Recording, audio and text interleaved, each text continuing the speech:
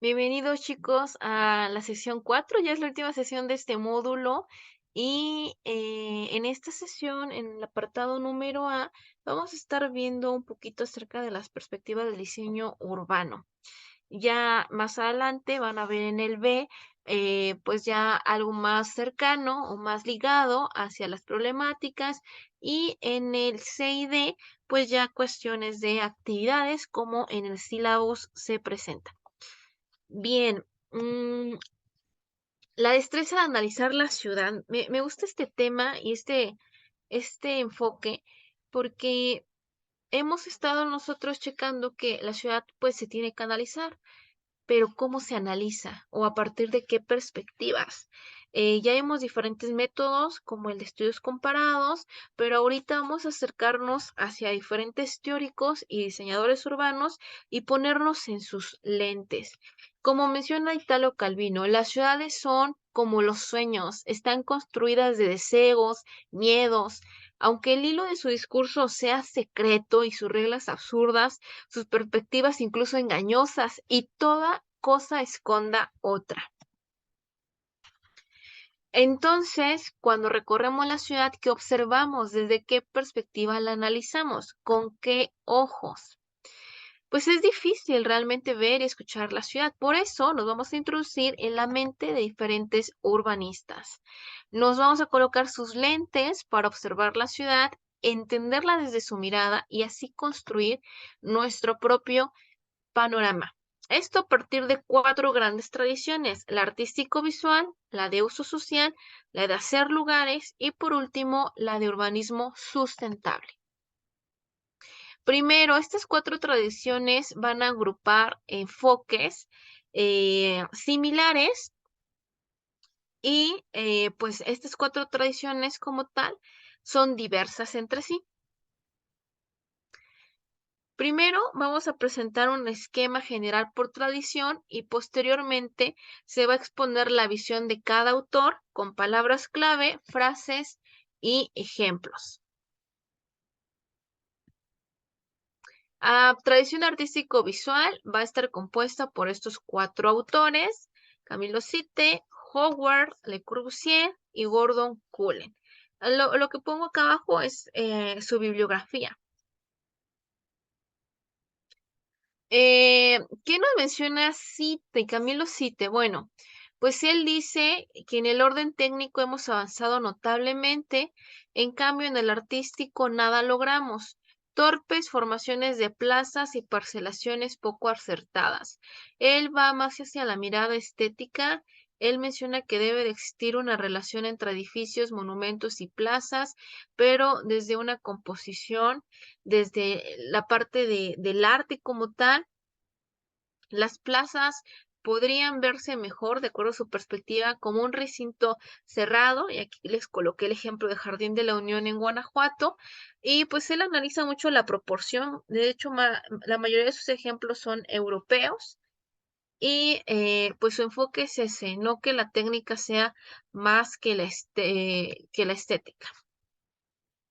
Howard va igual con esa mirada. Él dice que se debe de procurar el equilibrio en los centros de población. La ciudad debe ser autosuficiente y así evitar ciudades dormitorio. Aquí también vemos mucho la mirada hacia la proporción.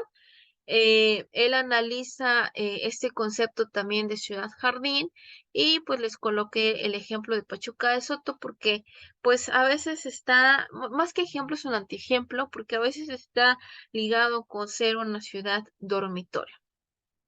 Entonces, tenemos estos dos autores anteriores, que uno ve la mirada estética, otro ve muchísimo la parte eh, de conceptos como ciudad jardín, ciudad dormitorio, la función de la ciudad, pero ligado hacia una proporción. Le Corbusier también analiza justamente esta proporción a través del aumento de la densidad, de los medios de circulación, incluso de las superficies plantadas.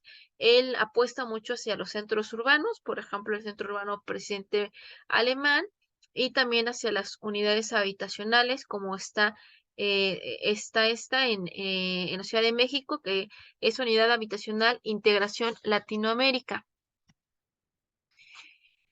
Y después tenemos a Gordon Cullen. Gordon Cullen va muy ligado a la perspectiva de Cité. Él va mucho hacia la estética, hacia el paisaje urbano.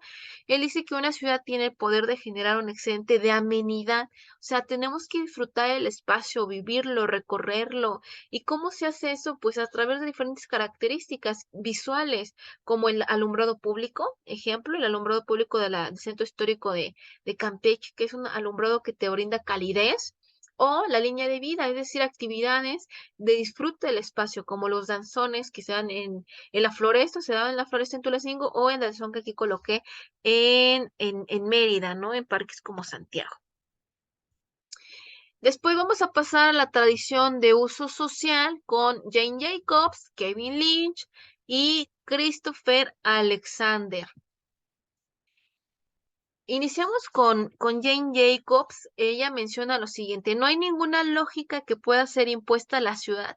La gente la hace y es a ella, no a los edificios, a las que haya que adaptar nuestros planes. Entonces venimos de unos autores que nos mencionan mucho esta parte de la proporción, de la estética, de la amenidad, pero en esta tradición vamos a ir mucho hacia las personas, hacia el uso social. Las personas son las que hacen la ciudad, como menciona Jane Jacobs.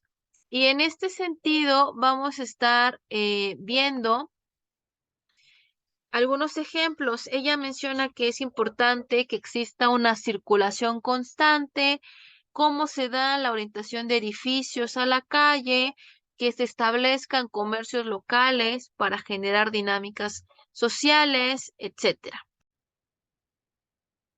Es decir, las ciudades son por y para las personas, y las personas son las que hacen la ciudad. Siguiendo este enfoque, tenemos a Kevin Lynch, y él analiza la imagen de la ciudad desde diferentes puntos que incluso ya hemos tocado, ¿no? Como los nodos, la senda, los bordes, los hitos, los distritos. Y él menciona lo siguiente: a la ciudad se le ve con diferentes luces y en todo tipo de tiempo, ¿no? Entonces, hay elementos que son distintivos de la ciudad, ¿no? Como un barrio o como un hito, como en el caso de la Estatua del Caballito, o glorietas, como son los nodos. Después tenemos a Christopher Alexander. Christopher Alexander nos menciona que las personas deberían participar en el diseño de sus propias casas, calles y comunidades. Y también, pues va mucho con el enfoque de Jane Jacobs, con el enfoque de uso social, incluso toca parte de lo que igual menciona Kevin Lynch y hacia la imagen urbana, pero él tiene un énfasis acerca de la participación, que una comunidad o una población se integre en el diseño de su ciudad. Es lo que menciona Christopher Alexander para entender la ciudad y para diseñarla, hacerla. Después tenemos la tradición de hacer lugares con Ian Bentley. También tenemos aquí a Kevin Lynch, pero con otro libro que es La buena forma de la ciudad, que ya no lo vamos a tocar porque ya tocamos un poquito en la parte anterior. Y tenemos a Alan Jacobs y Donald Appleyard con un manifiesto. Entonces, iniciamos con, bueno, aquí vamos a enfocarnos un poquito en ellos. Y pues ellos nos mencionan que existe una serie de problemas de diseño urbano moderno, y a partir de esto van a proponer metas para la vida urbana. Aquí en la tradición de hacer lugares, sí, ya, o sea, ya se pasó por diferentes etapas, ya se pasó por entender la estética, la proporción, la función, porque las personas sean un punto central, pero aquí va mucho hacia el lugar, hacia cómo las personas se ven involucradas con el espacio y cómo sí se genera ese hacer lugar. O sea, pero de que la gente no solamente sea el punto central, sino que también entienda su ciudad, sea parte. Y menciona un poquito acerca de cómo existe la privatización a gran escala y pérdida de la vida pública. Algunos ejemplos de privatización son, por ejemplo, plazas o cafeterías que invaden espacio público. Por ejemplo, ¿no? O sea, ¿por qué yo tendría que pasar de este lado y no tengo que pasar por aquí? O sea, esto es espacio público. ¿no? Hasta donde tengo entendido, no pertenece a la cafetería. Si no, pues corríjanme ahí en algún comentario. Si no pertenece a la cafetería, o sea, no es espacio privado, es público, entonces estas mesitas lo están invadiendo, eso es privatización de un espacio público. Entonces ellos están en desacuerdo con este tipo de acciones. Y ellos mencionan que debe de existir un entorno urbano con significantes, en donde pues los niños, las personas en general, pues se vean integrados con el espacio, hay apropiación de ese espacio, ¿no? Por ejemplo, aquí tenemos la Fuente de Querétaro y cómo están jugando y cómo pues se da esa armonía. Y por último tenemos la tradición de urbanismo sustentable. Tenemos aquí un ejemplo de un colectivo que se llama Col Lectiu Pont 6. Después tenemos a Asher y a Nal Elling como exponentes de este tipo de urbanismo sustentable. Y bueno, aquí la perspectiva que menciona este colectivo es hacia el urbanismo feminista. Eh, no voy a hacer mucho énfasis en este punto porque, bueno, tiene su debate, ¿no? Hay un debate ahí. Lo que sí me parece interesante es, por ejemplo, entender que hay diferentes elementos que se deben de considerar. Por ejemplo, por cada 5 calles con hombres masculinos existe solo una con nombre femenino, ¿no? Ejemplo. O algunas actividades que podrían generar que las calles sean más seguras. Y no solo para las mujeres, realmente un urbanismo em, como un urbanismo integral, no feminista, sino integral, tiene que considerar pues la seguridad para todos, ¿no? No solo mujeres, sino niños, hombres, etcétera, ¿no? Pero bien, pues ese colectivo, pues ahí como que está partiendo de la modernidad, de la contemporaneidad, de lo que existe y los movimientos, ¿no? Y cómo a veces la perspectiva de género pues se va involucrando en diferentes aspectos. Sí, hay que tener cuidado con eso y hay que ser muy reflexivos al respecto porque a veces se genera más odio que realmente una acción prudente. Sin embargo, vamos a continuar ahora con Francois Asher y él hace una serie de principios del nuevo urbanismo que es súper interesante, que les recomiendo que lo lean. Él habla acerca de un urbanismo que debe ser caminable, una ciudad que debe ser diversa, lo que les digo, ¿no?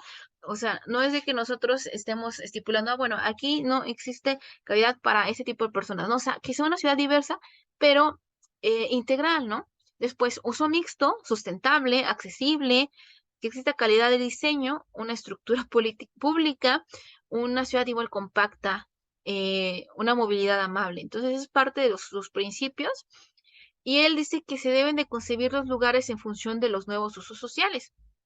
Por ejemplo, en las calles de Puebla también hay exposiciones de arte en algunas. O él menciona adaptar las ciudades a las diferentes necesidades, que aquí no sucede, ¿no? Porque aquí tenemos volarditos en rampas para discapacitados en la Ciudad de México, entonces se está obstruyendo y pues eso no debería de suceder. Por último, tenemos a Nan Elin, justo con lo que les decía, el urbanismo integral, que busca reparar costuras y surcir agujeros en los tejidos urbanos y sociales. Ella, bueno, aquí imagina y realiza una nueva integración para un futuro enriquecido. Algunos ejemplos es la hibridez y la conectividad, es decir, que se unan actividades en lugar de que se aíslen objetos y se separen funciones. Aquí en el centro histórico de la Ciudad de México, como pues existe como esos elementos que me permiten igual sentarme, que hay bicicletas, que hay mobiliario urbano, que hay zonas para caminar. Lo mismo sucede aquí, en la unión entre las personas y su contexto urbano. En donde no necesariamente yo tenga que comprar para sentarme, ¿no? Sino puedo yo disfrutar del espacio, sentarme, puedo sentirme segura del arroyo vehicular, pueda yo caminar mis calles y que sean iluminadas, etcétera. Entonces, esa es la última tradición. Con eso finalizamos. Eh, Coméntenme cuál fue la tradición que más les gustó. Esa va a ser solo un comentario que se va a dejar abierto a que lo escriban, solo lo escriben. Les voy a dejar como una preguntita, nada más, para esta clase, como una mini actividad, no es tan elevada, solo para que me escriban cuál fue la que más les gustó o qué arquitecto, qué urbanista, ¿vale? Y listo. Gracias, chicos.